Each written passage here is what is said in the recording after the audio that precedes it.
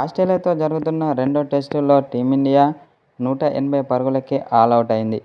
Team India యొక్క batting చూసుకున్నట్లయితే నితీష్ కుమార్ రెడ్డి 42 పరుగులతో రాణించాడు. రాహుల్ 37 పరుగులు చేయగా శుభ్మన్ గిల్ 31 పరుగులు, రవిచంద్రన్ అశ్విన్ 22 పరుగులు, రిషభ్ పంత్ 21 పరుగులు, విరాట్ కోహ్లీ 7 పరుగులు, సిరాజ్ 4, రోహిత్ శర్మ 3 పరుగులు చేశారు. అయితే ఒక విధంగా చెప్పాలంటే ఆస్ట్రేలియా బౌలింగ్ ధాటికి టీమిండియా టాప్ ఆర్డర్ విఫలమైందనే చెప్పాలి. అయితే మొదటి రోజు ఆట ముగిసే సమయానికి ఆస్ట్రేలియా 1 వికెట్ నష్టపోయి 86 పరుగులు చేసింది.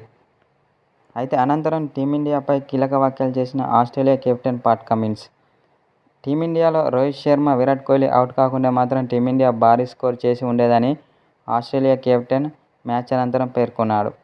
వీళ్లిద్దరూ త్వరగా అవుట్ కావడంతో టీమిండియా తక్కువ స్కోరుకే ఆలౌట్ అయిందని అన్నాడు. ఆస్ట్రేలియా బౌలర్లలో స్టార్క్ 6 వికెట్లు తీసి టీమిండియా టాప్ ఆర్డర్ను కుప్పకూల్చాడు.